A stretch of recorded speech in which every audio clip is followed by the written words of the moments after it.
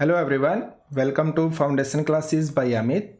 अगर आप सीटेट 2024 के लिए प्रिपेयर कर रहे हैं तो ये क्लासेस आपके लिए मोस्ट इम्पोर्टेंट है।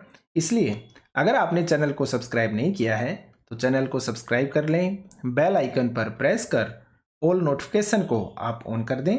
अगर आपको किसी तरह का कोई डाउट है, कोई इश्यू है, कुछ पूछना चाहते हैं तो आप इस कॉन्टैक्ट नंबर पर व्हाट्सएप मैसेज कर सकते हैं। साथ में हमारा जो टेलीग्राम ग्रुप है उसको आप ज्वाइन कर लीजिए। टेलीग्राम ग्रुप का जो लिंक है वो आपको इसी वीडियो के डिस्क्रिप्शन में मिल जाएगा। हमारी application foundation classes by Amit को अगर आपने डाउनलोड नहीं किया है तो आप एप्लीकेशन को डाउनलोड कर लीजिए। एप्लीकेशन का जो लिंक है वो भी आपको इसी वीडियो के डिस्क्रिप्शन में मिल जाएगा। अगर आप यहाँ से डाउनलोड नहीं कर पाते हैं तो इस कॉन्टैक्ट नंबर पे आप व्हाट्सएप मैसेज कर दीजिए, मैं पर्सनली जो लिंक है आपके साथ शेयर कर दूंगा। तो चलिए फिर स्टार्ट करते हैं। देखिए, आज हम पढ़ने वाले हैं सीटेट के बारे में कि सीटेट 2024 के लिए बेस्ट प्रिपरेशन किस तरीके से हो। तो देखिए, जब भी कोई कैंडिडेट या स्टूडेंट किसी एग्जाम की प्रिपरेशन करता है ना तो उसका बेस्ट जो फर्स्ट क्वेश्चन होता है ना, जो उसका फर्स्ट क्वेश्चन होता है वो पता है क्या होता है, और वो होना भी चाहिए। अब वो फर्स्ट क्वेश्चन है आपका बेस्ट कंटेंट। बेस्ट कंटेंट का मतलब होता है कि सर हम कहां से पढ़ें, क्या पढ़ें कि हमारा एग्जाम 100% क्रैक हो, हम कभी भी 1 या 2 नंबर से ना रहें। जैसे अगर हम सीटेट की बात करें, आपके हर साल लगभग 15 लाख के आसपास बच्चे फॉर्म को अप्लाई करते हैं और उसमें से पास कितने हो पाते हैं? आपके 2 से 3 लाख बच्चे मैक्सिमम है, ये 2 से 3 लाख। तो बाकी क्या है बीच में? कोई 1 नंबर से रह गया, कोई 2 नंबर से रह गया, कोई 3 नंबर से रह गया। तो इस समस्या का समाधान हो कैसे? तो देखिए, इसके लिए आपको बेस्ट कंटेंट पढ़ना पड़ेगा। और बेस्ट कंटेंट का मतलब है कि ऐसा कंटेंट जिससे बाहर आपका क्वेश्चन ना जाए, वो कंटेंट जिसके अलावा हमें कोई बुक ना पढ़नी पड़े।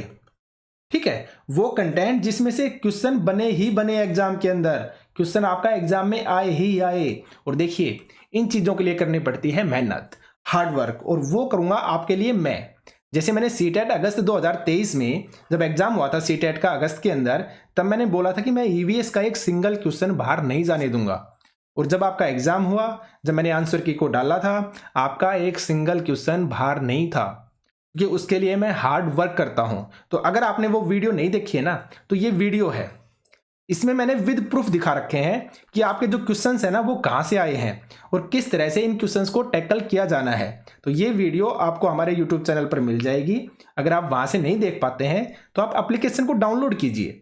एप्लीकेशन को डाउनलोड करने के बाद जब आप फ्री सेक्शन में जाएंगे ना, फ्री मटेरियल का सेक्शन है वहां पे, उसमें जाएंगे तो वहां पे आपको ये वीडियो मिल जाएगी। ठीक है, तो चलिए फिर आज के सेशन को हम स्टार्ट करते हैं। इससे बेस्ट और ऑथेंटिक मटेरियल आपको कहीं पर भी नहीं मिलेगा, इस बात को आप याद रखिएगा। तो चलिए स्टार्ट करते हैं। देखिए, आज की जो हमारी क्लास है ना, ये आपकी एनसीईआरटी ईवीएस की थ्योरी क्लास है, थ्योरी क्लास नंबर 1। और ये आपकी कंप्लीटली एनसीईआरटी बेस्ड होगी। आपका एक सिंगल क्वेश्चन मैं बाहर नहीं जाने दूंगा। इसमें एनसीईआरटी और इसके अलावा और भी बुक्स जो इंपॉर्टेंट टॉपिक्स होंगे ना, मैं अपने आप कवर कर लूंगा। आपको इनके अलावा कुछ भी पढ़ने की जरूरत नहीं पड़ेगी, इस बात को आप याद रखिएगा। तो चलिए स्टार्ट करते हैं। देखिए, एनसीएफ 2005, एनसीएफ 2005 जो है ये आपके सीटेट के लिए मोस्ट इंपॉर्टेंट टॉपिक है। इसको हम साइकोलॉजी के अंदर कवर करेंगे। तो एनसीएफ 2005 कहता है कि बच्चे, यानी कि यहां पर हम ये पढ़ने वाले हैं कि एनसीएफ 2005 ने ईवीएस के बारे में क्या कहा है। हम सिर्फ और सिर्फ उतना ही देखेंगे, बाकी जो एनसीएफ है उसको डिटेल से हम जो साइकोलॉजी की क्लासेस होंगी ना उसके अंदर देखेंगे हम। ठीक है, तो एनसीएफ 2005 कहता है कि बच्चे अपने परिवेश को समग्र रूप में देखते हैं। मोस्ट इंपोर्टेंट लाइन है, आपको याद रखनी है कि जो बच्चे हैं वो अपने परिवेश को समग्र रूप में देखते हैं। समग्र रूप में देखने का मतलब हो गया इंटीग्रेटेड तरीके से। अब इसका मतलब क्या है? इसका मतलब ये है कि बच्चे है ना चीजों के बीच में डिफरेंस नहीं कर पाते। वो कंप्लीट एनवायरनमेंट को, कंप्लीट पर्यावरण को एक तरीके से ही देखते हैं। ठीक है, वो भागों में नहीं तोड़ते तथा इससे जुड़े किसी भी विषय को विज्ञान तथा सामाजिक अध्ययन के रूप में नहीं देखते हैं। और ये क्वेश्चन आपका सीटेट में पूछा जा चुका है और ये मोस्ट इंपोर्टेंट क्वेश्चन है। और आपसे यही पूछा गया था कि जो बच्चे होते हैं ना वो किसी भी विषय को किस रूप में नहीं देखते हैं। तो आपका आंसर आएगा विज्ञान तथा सामाजिक अध्ययन के रूप में नहीं देखते, यानी कि वो डिवाइड नहीं करते कि ये टॉपिक आपका विज्ञान का है या ये टॉपिक आपका सामाजिक अध्ययन का है। वो सभी टॉपिक्स को, सभी सब्जेक्ट को एक समग्र रूप में देखते हैं। क्यों? क्योंकि वो कंप्लीट पर्यावरण को एक समग्र रूप में इंटीग्रेटेड तरीके से ही देखते हुए चलते हैं। वो चीजों के अंदर डिफरेंस नहीं कर पाते हैं। उनकी जो एज है वो इतनी छोटी है कि वो उसमें डिफरेंस कर ही नहीं पाएंगे। ठीक है, आप समझ गए होंगे। आगे बढ़ते हैं। इसलिए ध्यान रखा जाना चाहिए कि बच्चों के परिवेश को, प्राकृतिक और सामाजिक घटकों को समग्र रूप में प्रयुक्त किया जाए। अब ये बात कही गई है टीचर के बारे में कि टीचर को भी इस तरीके से अपने सब्जेक्ट को पढ़ाना चाहिए कि वो बच्चों को समग्र रूप में उस सब्जेक्ट की वैल्यू को समझा सके, उसको तोड़ के ना पढ़ाए। तो बच्चों के परिवेश को, प्राकृतिक और सामाजिक घटकों को समग्र रूप में प्रस्तुत किया जाए। इस बात को आप याद रखिएगा। आगे बढ़ते हैं। इसलिए पर्यावरण अध्ययन ईवीएस के पाठ्यक्रम में भी ऐसे ही उप विषय यानी कि थीम को शामिल किया गया है जो बच्चे के जीवन से बहुत ही क्या हो, बहुत ही करीब से जुड़ी हुई हो। कुछ थीमों में बांटा गया है। तो कितने थीम लिए हैं? आपकी 6 थीम ली गई है। उन 6 थीम के बारे में हम आगे अब पढ़ेंगे क्लास के अंदर। ठीक है, आगे बढ़ते हैं। देखिए, सीटेट 2024 के लिए मैं आपके लिए एक ऑनलाइन बैच लेके आ रहा हूं जो आपका 1 से 2 दिन के अंदर आपका लॉन्च हो जाएगा और ये आपका बेस्ट कोर्स होगा और एकदम मिनिमम से मिनिमम फीस के अंदर होगा। ये एकदम मिनिमम से। और अगर आप ये सोचे ना कि अभी तो हमारी नोटिफिकेशन नहीं आई है, देखिए आप इस चीज को हमेशा समझिए, एक रात में कभी भी जंग नहीं जीती जा सकती है। अगर आपको किसी एग्जाम की प्रिपरेशन करनी है ना तो आपको आज से ही लगना पड़ेगा, तभी आप ये समझिए कि आप उस एग्जाम को क्रैक कर पाएंगे। और हमारी सबसे बड़ी कमी यही होती है कि हम जब टाइम निकल जाता है ना तब उस एग्जाम की प्रिपरेशन करना स्टार्ट करते हैं और हम सोचते हैं कि 1 महीने में हम सब कुछ कर लेंगे, लेकिन उस 1 महीने में आप चीजों को रटते हैं। और जब रट के चीजें की जाती है ना तो सारी चीजें हमारी किस्मत के ऊपर हो जाती हैं, किस्मत के ऊपर, कि एग्जाम में आ गया तो ठीक है और नहीं आया तो हम कहेंगे कि किस्मत ही खराब है। मैं तो 1 महीने बहुत ज्यादा पढ़ा था, जबकि वो सिलेबस 1 महीने का नहीं था, वो 3 से 4 महीने का सिलेबस था। तो आपके लिए एकदम मिनिमम फीस के अंदर मैं एक कोर्स लेके आने वाला हूं। इसमें क्या क्या आपको मिलेगा वो देखिए। आपको थ्योरी क्लासेस मिलेंगी विद डिटेल एक्सप्लेनेशन के साथ 2011 से 2023 तक, यानी अगस्त 2023 तक, 2011 से लेकर 2023 तक जितने भी आपके प्रीवियस ईयर पेपर हुए ना उन सभी के क्वेश्चंस मिलेंगे आपको विद पीडीएफ। यानी कि आपको अलग से सोचने की जरूरत ही नहीं है कि कहां से हम प्रीवियस ईयर क्वेश्चंस को करें, कोई बुक खरीदें, कोई और स्टडी मटेरियल खरीदें, आपको कुछ भी लेने की जरूरत नहीं पड़ेगी। आपको सभी जो पीवाई के क्वेश्चंस हैं वो आपको मैं प्रोवाइड करवाऊंगा इस कोर्स के अंदर। याद रखिएगा, आप प्रीवियस ईयर जो क्वेश्चंस हैं उनके टेस्ट मैं आपको प्रोवाइड करवाऊंगा। आपके जितने भी मॉक टेस्ट हैं सभी आपको मैं प्रोवाइड करवाऊंगा, यानी कि आपकी प्रैक्टिस भी मैं ही करवाऊंगा। मॉक टेस्ट के रूप में, थ्योरी क्लासेस के रूप में, क्वेश्चंस के रूप में, पीवाईक्यू क्वेश्चंस के रूप में, सब कुछ आपको एनसीईआरटी बेस्ड क्वेश्चन भी प्रोवाइड करवाऊंगा। यानी कि ये कोर्स आपके लिए एकदम रामबाण, जो बोलते हैं ना पैनेसिया, आपके लिए पैनेसिया होगा। इससे बाहर आपको कुछ भी पढ़ने की जरूरत नहीं पड़ेगी। आप इस चीज को याद रखिएगा। 2 से 3 दिन में मैं इस कोर्स को लॉन्च कर दूंगा। तो चलिए स्टार्ट करते हैं आगे। देखिए, मैंने अभी जस्ट थीम की बात की थी, तो हमने बताया कि जो ईवीएस है ना उसको बच्चे समग्र रूप में देखते हैं। तो पर्यावरण अध्ययन जो ईवीएस का पाठ्यक्रम है, सिलेबस है, उसको 6 थीम के अंदर बांटा गया है। और ये जो 6 थीम है ना ये बच्चे के साथ बहुत ही करीब से जुड़ी हुई है। ये चीज भी हमने पढ़ी है। तो कौन कौन सी देखिए आप।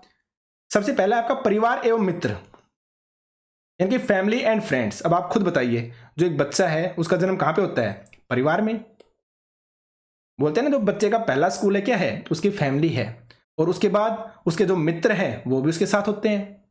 यानी कि फैमिली और फ्रेंड्स ये पहली थीम है, क्योंकि दोनों बच्चों के बहुत ही करीबी से जुड़े हुए होते हैं। पहले वो अपने परिवार की बात मानता है और उसके बाद सेकंड नंबर पर अपने मित्रों की सबसे ज्यादा बात मानता है वो। तो दोनों उसके एकदम करीब हैं। उसके बाद देखिए भोजन। भाई हर किसी को किसकी जरूरत है? भोजन की जरूरत होती है अपना जीवन यापन करने के लिए। थर्ड नंबर पे आपका पानी है। उसके बाद आपका आवास, यानी कि रहने के लिए जगह, आपको शेल्टर चाहिए जहां पे आप रह सकें। तो आपके 4 थीम हो गई है। आगे बढ़ते हैं। यात्रा, यानी कि ट्रेवल। एक जगह से दूसरी जगह जाने के लिए क्या करते हैं आप? यात्रा करते हैं, ट्रेवल करते हैं। और उसके बाद है आपकी हम चीजें कैसे बनाते हैं, things we make and do. ये चीज आप याद रखिएगा। तो ईवीएस का जो सिलेबस है उसको 6 थीम के अंदर बांटा गया है और इनसे रिलेटेड जो क्वेश्चंस हैं वो भी आपके पूछे जा चुके हैं। तो ये चीजें भी आपको याद रखनी है। ठीक है, आगे बढ़ते हैं। और देखिए, मैं आपको ये भी बता देता हूं कि यहां से आपके 2 से 3 बार क्वेश्चन पूछे जा चुके हैं। और क्वेश्चन पता है क्या पूछा गया है कि निम्नलिखित में से कौन सी उप थीम है, यानी कि उप विषय है। ये आपके क्या है? देखिए 6 उप विषय है ये। तो 6 थीम जो बांटी गई ना, थीम को यहाँ पे उप विषय बताया गया है।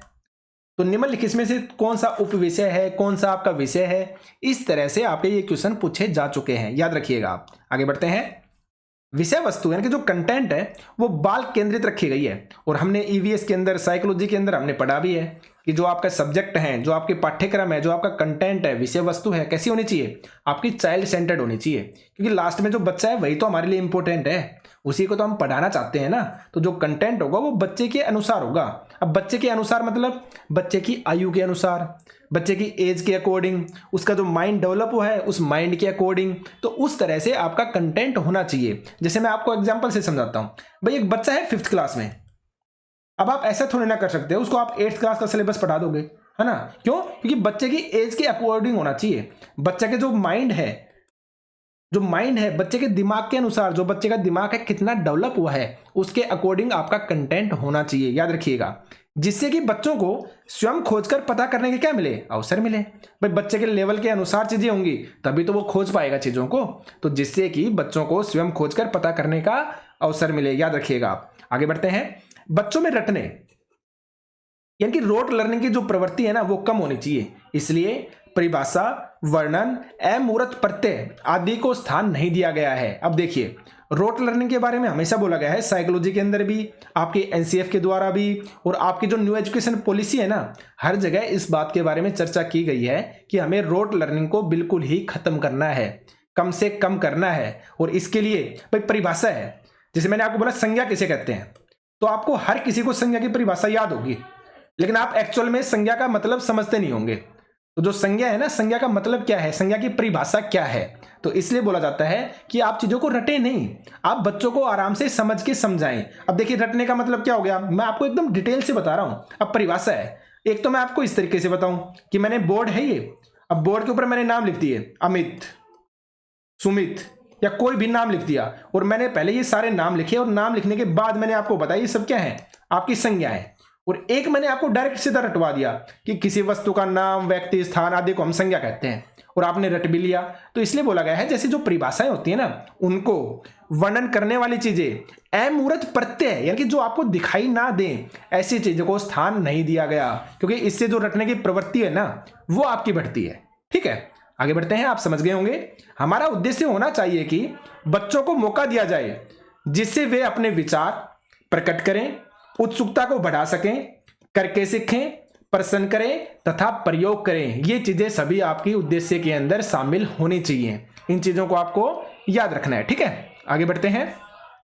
बच्चों में कुछ बातों के प्रति संवेदनशीलता विकसित करने के लिए किस्से कहानियों का प्रयोग महत्वपूर्ण माना गया है। अब देखिए कितना मोस्ट इंपोर्टेंट है कि बच्चों के प्रति संवेदनशीलता बढ़ सके बच्चों के अंदर, यानी कि वो इमोशनल चीजों को भी समझें, उनसे जुड़ें। तो ये सब चीजें अगर आपको बच्चों में विकसित करनी है ना, तो इनको विकसित करने के लिए जो किस्से कहानियां होते हैं ना उनको महत्वपूर्ण माना गया है, क्योंकि बच्चे कहानी के पात्रों से अपने आप को अच्छे से जोड़ पाते हैं। भाई छोटे बच्चे होते हैं, उनको क्या करना पसंद है, कहानियां सुनना पसंद होता है ना। क्यों? क्योंकि उस कहानी से वो अपने आप को जोड़ लेते हैं, उस कंडीशन में वो खुद को समझने लगते हैं। तो इससे क्या होगा, उनमें जो इमोशंस हैं वो जागो होंगे, वो जागृत होंगे इमोशंस। ठीक है, तो इसलिए ये बात बोली गई है। आगे बढ़ते हैं। औपचारिक भाषा का प्रयोग न करके बच्चों की आम बोलचाल की भाषा का प्रयोग करना चाहिए। अब इस लाइन देखिए कितनी मोस्ट इंपोर्टेंट लाइन है। अब यहां पे देखिए आम बोलचाल की भाषा क्या है, आपकी जो लोकल लैंग्वेज है जिसमें आप बात करते हैं अपने घर के अंदर, तो एक आम जो बोलचाल की भाषा है ना उसका यूज करना चाहिए। क्यों? ताकि बच्चा चीजों को समझ सके, और औपचारिक भाषा का प्रयोग नहीं करना।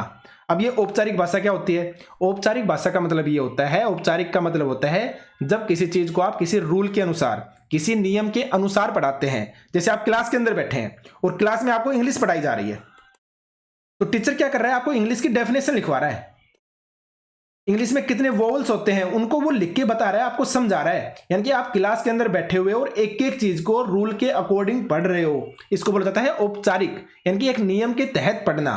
तो यहां पर बताया गया है कि औपचारिक भाषा का प्रयोग न करके बच्चों की आम बोलचाल की जो भाषा होती है ना, हमें उसका प्रयोग करना चाहिए। आप समझ गए होंगे। आगे देखते हैं। ज्ञान सर्जन के लिए बच्चों का क्रियाशील होना जरूरी है। क्रियाशील का मतलब होता है एक्टिव। अगर आप बच्चे के अंदर ज्ञान का सृजन करना चाहते हैं ना, तो बच्चे को करना पड़ेगा एक्टिव, आप बच्चे को निष्क्रिय नहीं रख सकते हो। तो ये आपके मोस्ट इंपोर्टेंट बातें हैं। आगे बढ़ते हैं। आप समझ गए होंगे। ईवीएस की पढ़ाई को कक्षा की चार दीवारी के बाहर से जोड़ना चाहिए।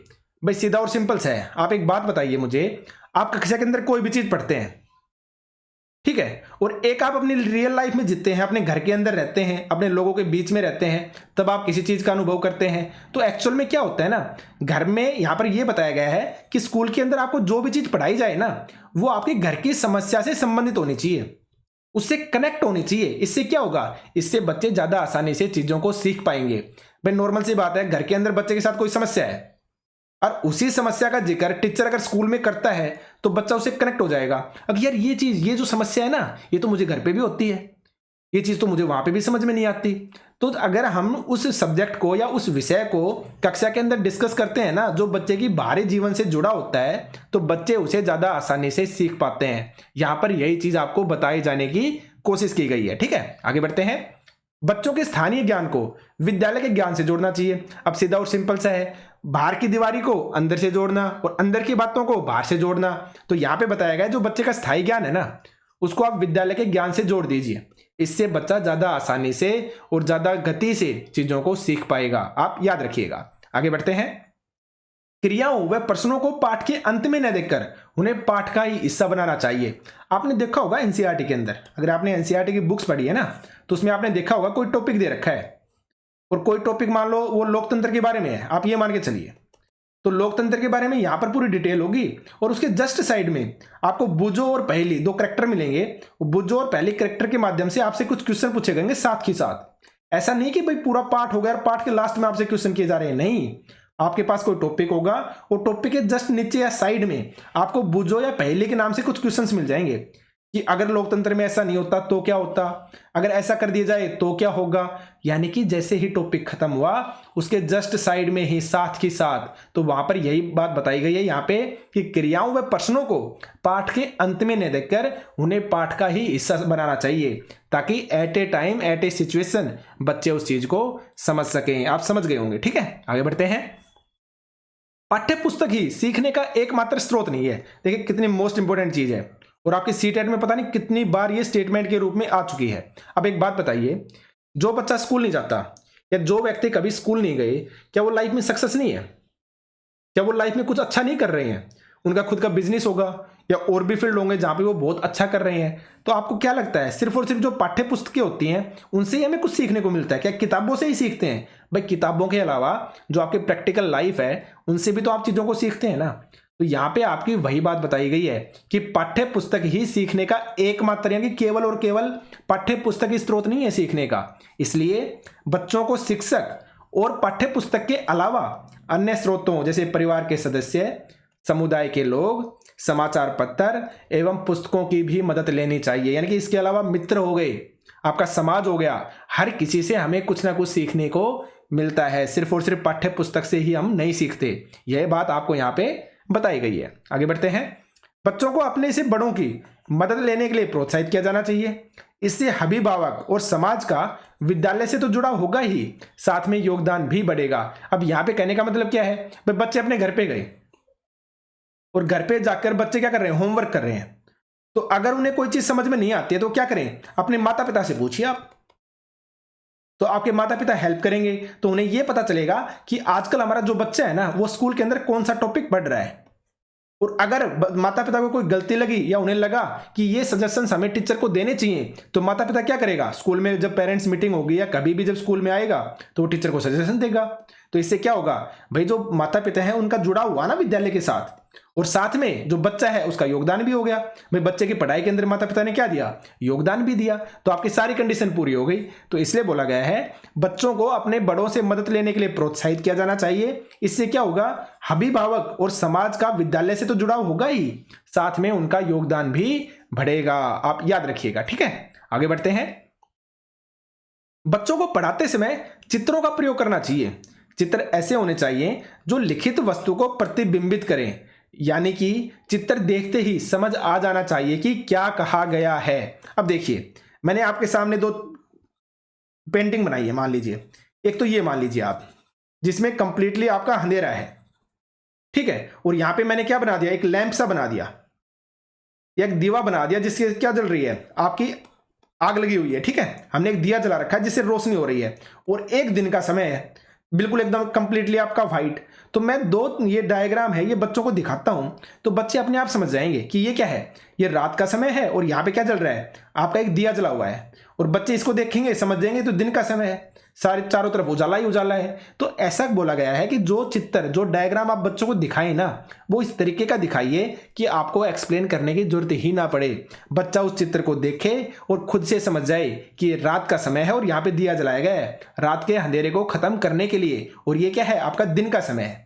तो इसलिए आपको यहाँ पर यह बात बताई गई है कि बच्चों को पढ़ाते समय चित्रों का प्रयोग करना चाहिए। चित्र ऐसे होने चाहिए जो लिखित वस्तु को प्रतिबिंबित करे, यानी कि जो आप समझाना चाह रहे हैं, जो आपको लिखना है ना, आपको लिखने की बजाय चित्र देख के ही बच्चे समझ जाएं कि इसके अंदर ये बताने की कोशिश की गई है। जैसे आप ये देखिए भाई, मैंने दो डायग्राम और बना दिए, एक मैंने गुस्से वाले व्यक्ति का बनाया और एक मैंने हसमुख वाले व्यक्ति का बनाया। तो नॉर्मल सी बात है, बच्चा है वो हसमुख वाले व्यक्ति को आराम से पहचान लेगा कि ये हसमुख है, और अगर मैंने यहां पे बना दिया कोई गुस्से वाला व्यक्ति का, तो बच्चा समझ जाएगा ये है ना, ये गुस्से वाला व्यक्ति है। तो कहने का मतलब यही हुआ कि जो भी बच्चे को आप चित्र दिखा रहे हैं ना, वो इस तरीके का दिखाइए कि आपको एक्सप्लेन करने की जरूरत ना पड़े, बच्चा उस चित्र को देखे और खुद से समझ जाए कि चित्र में क्या बताया गया है, क्या बताने की कोशिश की जा रही है। आप समझ गए होंगे। आगे बढ़ते हैं। बच्चों को समूह में कार्य करवाना चाहिए, इससे बच्चे एक दूसरे से बहुत कुछ सीखते हैं, उनकी मिलकर कार्य करने की जो क्षमता है वो भी बढ़ती है। अब देखिए समूह में कार्य, भाई एक्चुअल में क्या होता है ना, हम जब समाज में रहते हैं तो ऐसा तो नहीं है ना कि समाज में व्यक्ति अकेला रहता है, उसे लोगों के साथ मिलकर काम भी करना होता है। जैसे वो किसी कंपनी में काम करने के लिए जा रहा है तो सीधा और सिंपल सा है, बाकी लोग भी वहां पे मिलेंगे तो उनके साथ मिलकर वो काम करेगा, उनके साथ वो खाना भी खाएगा, यानी कि दिन की जितनी भी क्रियाएं होंगी ना वो उनके साथ करता है ना। तो ये चीज बच्चों को स्टार्टिंग से आदत डालनी चाहिए कि बच्चों को समूह में कार्य करवाना चाहिए। इससे क्या होगा, इससे बच्चे बहुत से एक दूसरे से बहुत कुछ सीखते हैं, उनकी मिलकर काम करने की जो क्षमता है ना वो बढ़ती है, जो उनकी आगे की लाइफ में जब वो समाज में रहेंगे तब उनके काम आएगी। आप इस बात को याद रखिएगा। आगे बढ़ते हैं। जब बच्चे कुछ रचनात्मक कार्य करते हैं ना तो उनकी रचनात्मकता को नकारा न जाए। अब देखिए कितनी इंपॉर्टेंट लाइन है। आपने कई बार छोटे बच्चों को देखा होगा कि वो काफी बार क्या करते हैं ना, जैसे उनके शूज हैं, उनके जूते हैं, तो काफी बार आपने देखा होगा कि जो छोटे बच्चे हैं उनको खुद से बांधने का प्रयास करते हैं, यानी कुछ ना कुछ वो नया कर रहे हैं। आप इस ऐसे एक एग्जांपल और लीजिए। आप भाई जो छोटा बच्चा है, मैं इसको रब कर देता हूं ताकि आपको मैं समझा सकूं। आप ऐसे समझिए कि एक छोटा बच्चा है और उसने क्या बनाई, आपके सामने एक पेंटिंग बना दी कि ये मेरा घर है, यहाँ पे ये दरवाजा है, यहाँ पे खिड़कियां हैं, यहाँ पे हम रह रहे हैं। तो बच्चा कुछ ना कुछ नया क्रिएट कर रहा है ना, कुछ ना कुछ रचनात्मक कर रहा है ना, कुछ ना कुछ क्रिएटिव कर रहा है ना।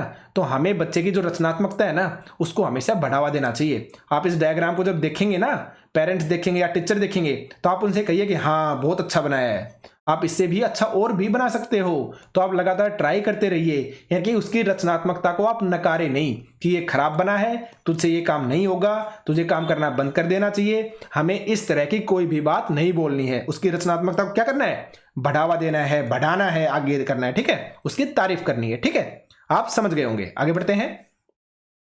हमें हर बच्चे में यह समझ विकसित करनी है कि समाज में भिन्नताएं होना स्वाभाविक है, जैसे शारीरिक भिन्नता, आर्थिक स्थिति, व्यवहार में भिन्नता, रहन सहन, पहनावा आदि। हमें इनका सम्मान और प्रशंसा करनी चाहिए। यानी कि कहने का मतलब क्या हो गया, भाई आपका बच्चा स्कूल में जाता है और आपके पास पैसे बहुत ज्यादा हैं कि आप अमीर हैं, ठीक है। अब बच्चा स्कूल में गया, अब बच्चा स्कूल में जाने के बाद उसने किसी गरीब बच्चे को देखा, अब वो कैसे पता लगाएगा, भाई ये अमीर वाला बच्चा है, ये मान लो साइकिल से आता है, और ये गरीब वाला बच्चा है ना, ये एकदम नॉर्मल सी बात है, या तो पैदल आ रहा है या फिर आप ये मानिए ये साइकिल से आता है, और ये अमीर वाला बच्चा आपकी गाड़ी से आता है।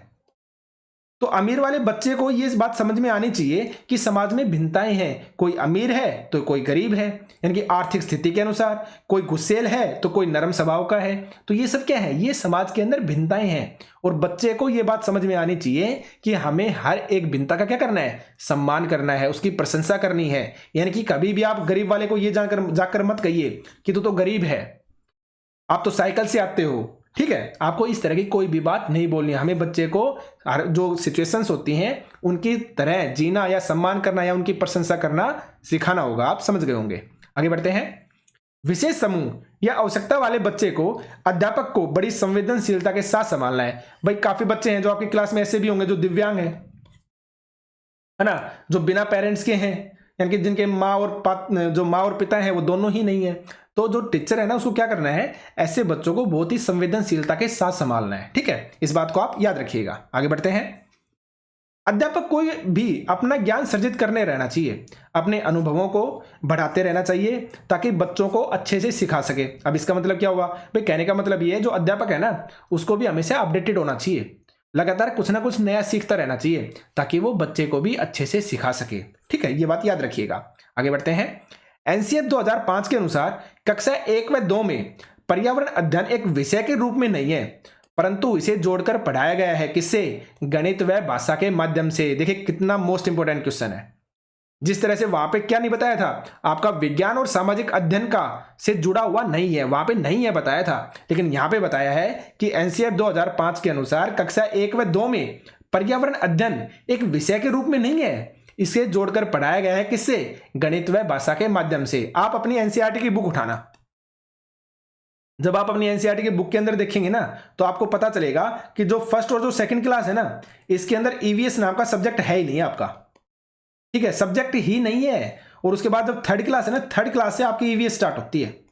तो फर्स्ट और सेकंड क्लास में ईवीएस नहीं है, इसका मतलब यहां पे इन्होंने ये बताया है कि इसका मतलब ये नहीं है कि ये सब्जेक्ट हमने जोड़ ही नहीं रखा, इस सब्जेक्ट को हमने जोड़ रखा है, लेकिन किसके माध्यम से? हमने गणित में और भाषा में, इन दोनों सब्जेक्टों के अंदर ही ईवीएस को शामिल कर दिया।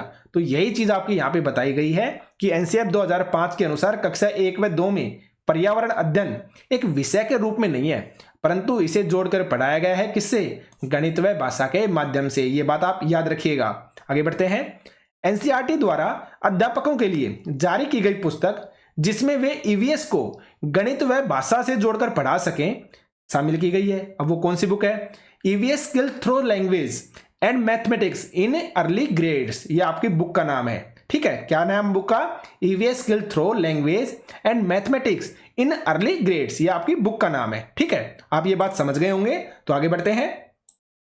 देखिए आगे मैं आपको बताना चाहूंगा कि देखिए ये हमारी इतनी ही थ्योरी क्लास थी, आज की फर्स्ट थ्योरी क्लास। आपको सिर्फ इतना ही याद रखना है, इससे बेस्ट कंटेंट आपको नहीं मिलेगा। तो जल्दी ही हम जो सीटेट का हमारा 2024 के लिए जो कोर्स है, एक मिनिमम से मिनिमम प्राइस के अंदर हम लेके आने वाले हैं, जिसके अंदर आपको अनलिमिटेड बेनिफिट्स मिलेंगे। चाहे वो स्टडी मटेरियल हो, चाहे वो प्रीवियस ईयर क्वेश्चंस हो, चाहे फिर वो पीडीएफ का मैटर हो, आपको कहीं पर भी कुछ भी लेने की, एक सिंगल बुक तक लेने की जरूरत आपको नहीं पड़ेगी। इनसे बाहर आपको कोई भी चीज़ नहीं मिलेगी, इस बात को आप याद रखिएगा। तो आप सिर्फ और सिर्फ एप्लीकेशन को डाउनलोड कर लीजिए, जल्दी ये जो कोर्स है इसको हम लॉन्च कर देंगे। तो आज के सेशन में सिर्फ इतना ही था। आज के लिए आपका बहुत बहुत धन्यवाद। Thank you.